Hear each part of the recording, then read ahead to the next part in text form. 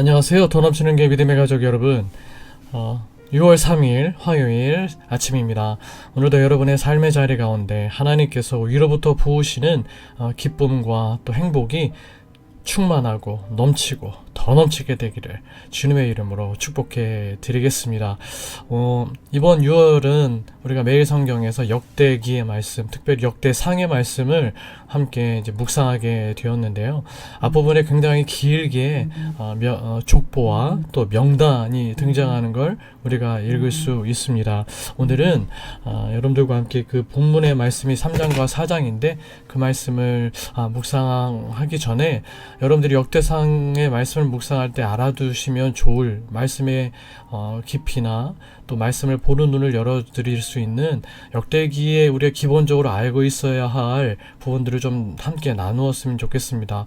우리 교회가 성경을 가르치고 성경을 배우는 교회라고 제가 주일 설교 때 우리 교회에 대하여 말씀드렸는데, 성경을 우리가 배운다는 것은 성경 말씀 자체를 또 우리가 잘 공부하고 묵상하는 것도 중요하지만 이 말씀의 배경이나 이 말씀이 어떤 상황 속에 하나님께서 누구를 통해 이 말씀을 기록하게 하셨는가, 어떤 목적을 가지고 이 말씀을 기록하셨는가 아는 것도 성경 본문위원회에 대단히 중요한 부분이라서, 특히 역대기는 더더욱 그런 부분이 있어서 여러분들과 함께 오늘 잠깐 먼저 이 역대기서에 관한 말씀들을 먼저 나누어 보도록 하겠습니다.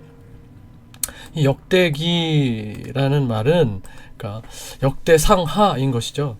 구약 성경에서 사무엘 또 열왕기와 함께 왕조 시대를 다룬다는 점에서 이 역대상하는 본질적으로 평행을 이루지만, 왕조 시대를 이렇게 기록함에 있어서, 서술함에 있어서 다른 강조점, 주제를 갖고 있는데 그게 하나가 역대기입니다. 사무엘하고 열왕기하고는 좀 다릅니다.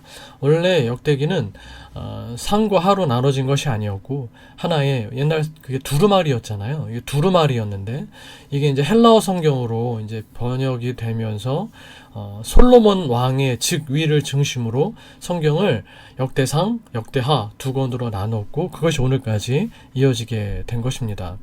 이 역대기서는 사실 누가 기록했는지 정확하게는 알 수가 없습니다. 왜냐하면 역대기 어디에도 누가 이걸 기록했다는 언급이 전혀 없기 때문인 것이죠. 그러나 여러 가지 상황을 고려해 볼 때 제사장이며 학사 또 서기관이었던 느헤미야와 함께 수문학 광장 대부흥 운동을 이끌었던 에스라라고 인정이 되고 있습니다.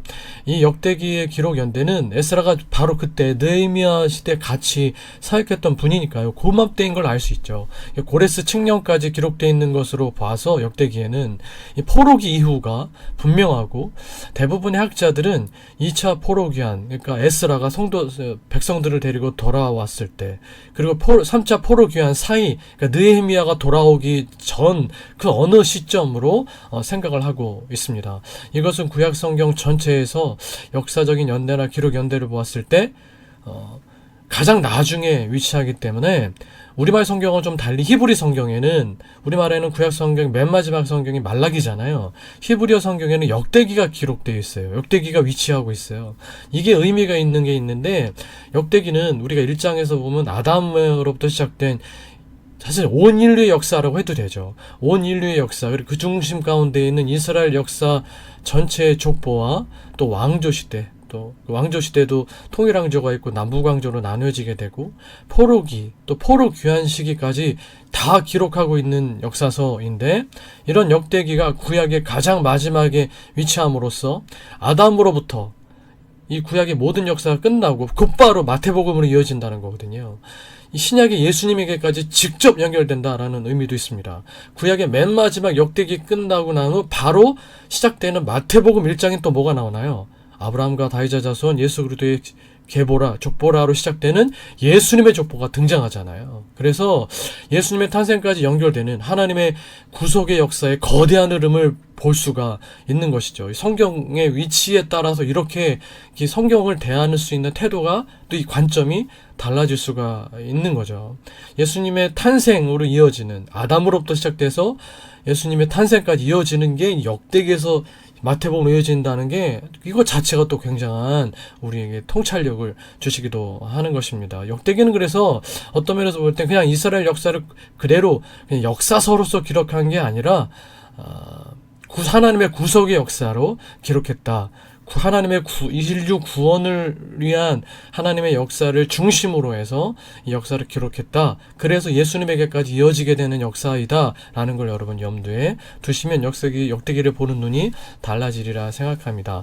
이 역대기는 1차적으로는 포로에서 돌아온 이스라엘 공동체를 위해서 쓰여졌습니다. 이게 아는 게 대단히 중요한 게 역대기의 기록 목적과 직접 연결되기 때문입니다. 역대기 기록 목적은 사실 사무엘서와 열왕기서가 통일왕국과 남북왕조를 다루는 반면에 역대기는 통일왕조와 남왕국 유다에 대해서만 다루고 있습니다. 그것도 사울에 대해서는 족보와 그의 죽음에 관한 이야기만 간략하게 이야기하고 다윗과 솔로몬 시대를 중심으로 한 남왕국 유다의 역사만을 기록하고 있는 역사서입니다. 그 이유는 포로 귀한 공동체가 하나님의 백성으로서의 정체성을 회복하고 그들이 세워야 할 새로운 공동체의 방향성을 제시하기 위해서 하나님께서 기록하게 하신 구원에 관련된 역사서이기 때문인 것입니다. 이스라엘 백성들이 포로에 끌려가게 되면서 신앙도 다 끌려가게 된 것부터가 하나님을 향한 신앙이 우상 숭배나 그 수많은 죄악들 때문에 끌려가게 됐잖아요. 근데 포로로 끌려가게 되면서 정말 하나님은 살아계신가? 하나님께 대한 의심도 생겨지게 되고 그 땅에서 완전히 하나님 나라 백성의 정체성으로도 잃어버리게 되고 이러니까 하나님께서 포로에서 돌아온 백성들을 다시 하나님을 신앙할 수 있는 사람들로 회복시키고자 기록하게 하신 역사서가 역대기라는 거예요.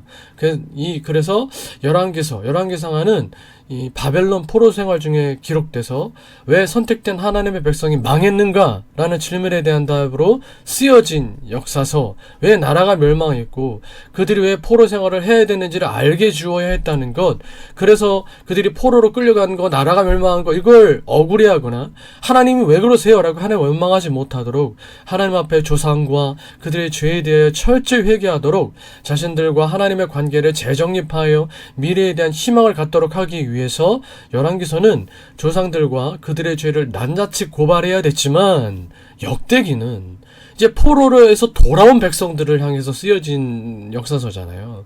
그러니까 포로에서 돌아온 공동체, 비록 포로 생활에서 고향 땅으로 돌아왔지만 여전히 식민 생활하고 있는 공동체였다는 거예요. 독립을 한 게 아니잖아요. 여전히 페르시아의 속국이었잖아요. 모든 죄를 낱낱이 고백할 수밖에 없었던 사무엘 상하나 열왕기 상하와는 다른 상황인 거예요. 그런 현실 속에서, 그리고 척박한 현실과 강대국들의 여전한 위협 속에서도 다시금 하나님 나라 공동체를 세워갈 수 있도록 하기 위하여 과거 그들의 역사 속에서 하나님께서 함께 해주셨던 이야기들, 그들의 하나님과의 언약을 지켜내고, 특히 정말 중요한 부분인데 하나님만을 온전히 섬기고 예배했을 때 그들에게 주셨던 놀라운 복과 은혜에 관한 이야기들을 중심으로 이스라엘의 역사를 기록한 것이 바로 이 역대상하입니다. 그래서 열왕기상하가 어떻게 우리에게 이런 일이 일어날 수 있는가, 즉 과거에 대하여 관심을 두고 있는 말씀이라면 역대기상하의 말씀은 앞으로 우리가 어떻게 살아야 되는가, 즉 미래에 관하여 관심을 가지고 있는 말씀이다 라고 할 수가 있는 것입니다. 이 역대상하의 가장 중요한 관심은 성전 중심의 공동체가 되어야 한다는 것입니다. 달리 표현하면 하나님께 대한 온전한 예배를 드리는 공동체로 잘 회복되어야 된다는 것에 역대기상하의 중점이 있습니다. 그래서 역대기는 성전 건축과 관련된 두 왕, 다윗과 솔로몬을 중심으로 이 역대기서를 기록하고 있습니다. 다윗에 관한 이야기는 역대상 10장에서 29장까지 총 20장, 그리고 솔로몬에 대한 이야기는 역대하 1에서 9장 총 9장으로 두 왕에 대한 이야기를 총 합치면 총 29장으로 역대상하 전체의 45%에 이릅니다. 이 역대기의 특별한 점은 또 한 가지, 그들에 대해 매우 긍정적인 방향에서 기록했다는 것입니다. 어렵고 힘든 현실 속에 있는 포로 귀한 공동체에게 하나님께서 용기와 희망과 또 믿음을 주기 위한 목적으로 쓰여진 역사서이기 때문입니다. 꼭 기억하셔야 할 대단히 중요한 내용입니다. 어렵고 힘든 포로 귀한 공동체에게, 그런 어려운 현실을 살아가고 있는 공동체에게 하나님께서 여전히 그들을 사랑하고 계시고, 하나님께서 그들을 여전히 일으켜 세우시길 원하시고 계시고, 또 그들에게 하나님 나라의 꿈을 아직도 가지고 계시다라는 용기와 희망과 믿음을 주시기 위하여 다윗과 솔로몬의 이야기를 매우 긍정적인 관점에서 기록하게 하신 것입니다. 그래서 실패한 왕 사울의 이야기는 그의 족보와 그의 죽음에 관한 이야기로 간단하게 기록하고 있고, 역대상 11장에 다윗이 첫 등장하는데 이 장면부터 이스라엘 전체의 목자와 주권자로 다윗이 기름 부음 받은 그 이야기부터 다윗의 이야기가 시작이 된다는 거예요. 그리고 바로 다윗에게 충성한 어마어마하게 많은 수많은 용사들의 이름과 수가 열거가 됩니다. 다윗의 권세와 영화로움의 시작을 보여주고 있다는 거예요. 역대하의 솔로몬도 마찬가지입니다. 솔로몬은 다윗보다 더 이상적인 왕으로 기록되고 있습니다. 솔로몬은 그가 수많은 이방 여인들과 결혼하여 우상을 끌어들이고 우상의 제단을 쌓기도 했던 이야기들은, 열왕기상하에서 대단히 신랄하게 비판되었던 이야기들은 전혀 기록되지 않고, 그가 성전을 완공한 일, 또 스바의 여왕이 솔로몬의 그 지혜와 그 영화로움을 보고 싶어서 찾아왔었던 일, 또 그가 유브라데 강가에서부터 블라셋 땅과 애굽 지경에까지 모든 왕들을 다스렸다라는 등의 그의 엄청난 치세와 커다란 업적만이 이 역대기에는 기록되어 있습니다. 이건 역사를 왜곡한다는 것이거나 다윗과 솔로몬의 분명한 지혜와 잘못을 축소, 은폐 혹은 미화하려 한 것이거나 그들을 그저 이상적인 왕, 이스라엘의 전성기 왕으로 그리려 한 것이 아닙니다. 말씀드렸듯이 역대기는 포로에서 돌아온 이스라엘 백성들에게 용기와 희망과 믿음을 주기 위한 목적으로 쓰여진 역사서입니다. 열왕기는 회개를 통해 그들을 새롭게 만드는 것, 그래서 그들의 죄를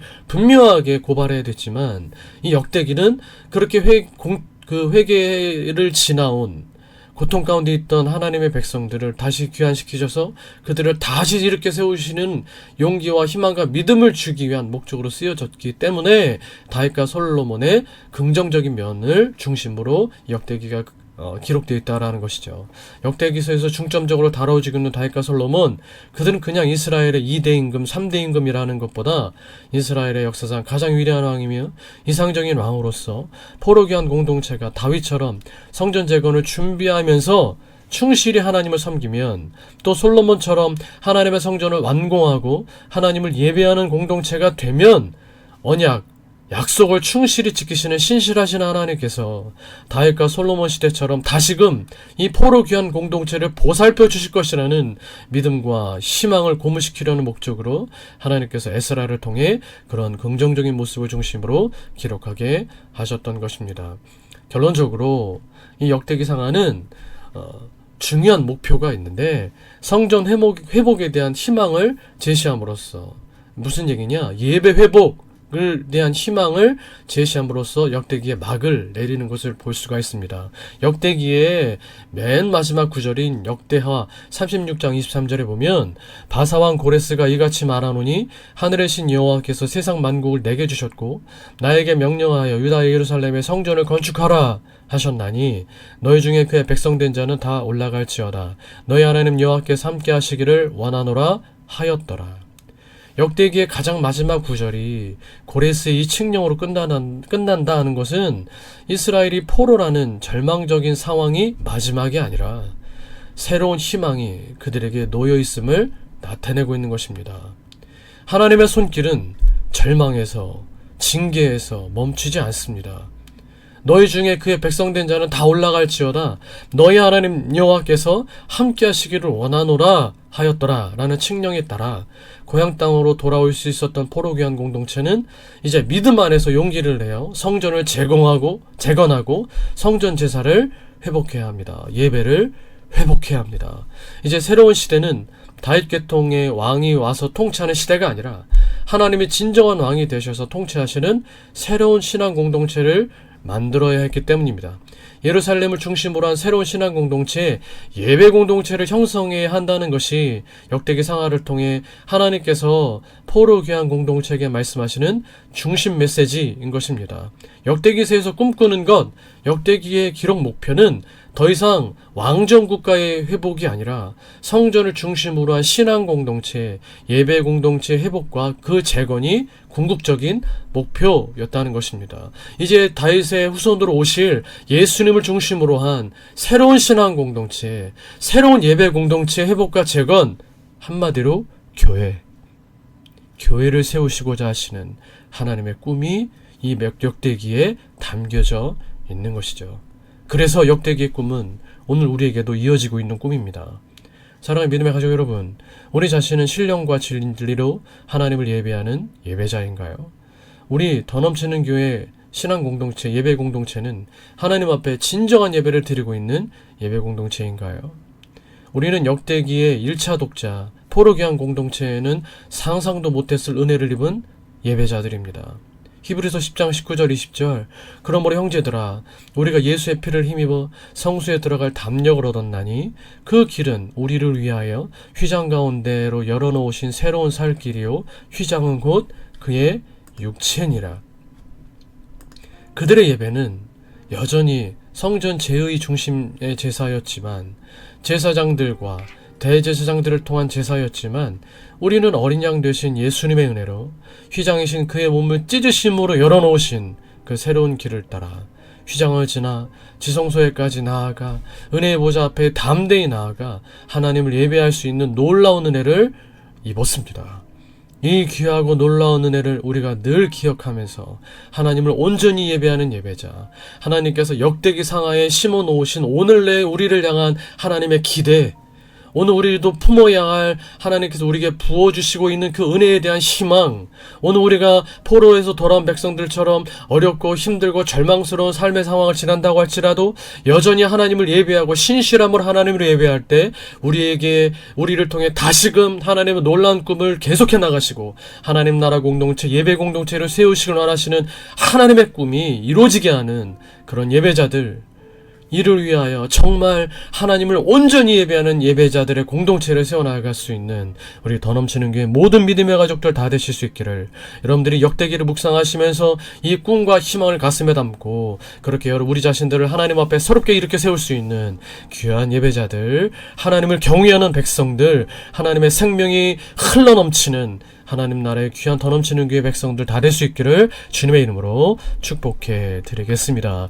우리 함께 기도하실 때 우리가 이렇게 시작하는 역대기의 말씀, 우리가 앞부분에 많은 사람들의 이름과 또 명단을 대하다 보면 말씀을 묵상하기가 참 쉽지 않고 어렵고 하기 싫은 마음도 들지만, 그러나 그 안에 담겨있는 하나님의 귀하신 은혜들을, 하나님의 꿈을, 그 희망을 우리가 깨달아 알아가며 우리가 그렇게 하나님의 귀한 백성으로서 오늘을 우리가 살아갈 수 있게 될 수 있도록 예배와 또 그렇게 하나님의 말씀 속에서 온전히 하나님만을 경외하는 백성으로서 우리가 오늘의 삶을 살아갈 수 있기를 여러분 기도하며 결단하시기를 바라고, 하나님께서 우리 교회를 그렇게 사용하시는 귀한 믿음의 공동체, 예배 공동체로 더 잘 세워주시기를 위하여 교회를 위해 기도해 주시고 우리 믿음의 가족들을 위해 또 여러분의 개인적인 기도 제목들을 위해 기도하시는 이 아침 되시기를 바라겠습니다. 우리 함께 기도하시겠습니다.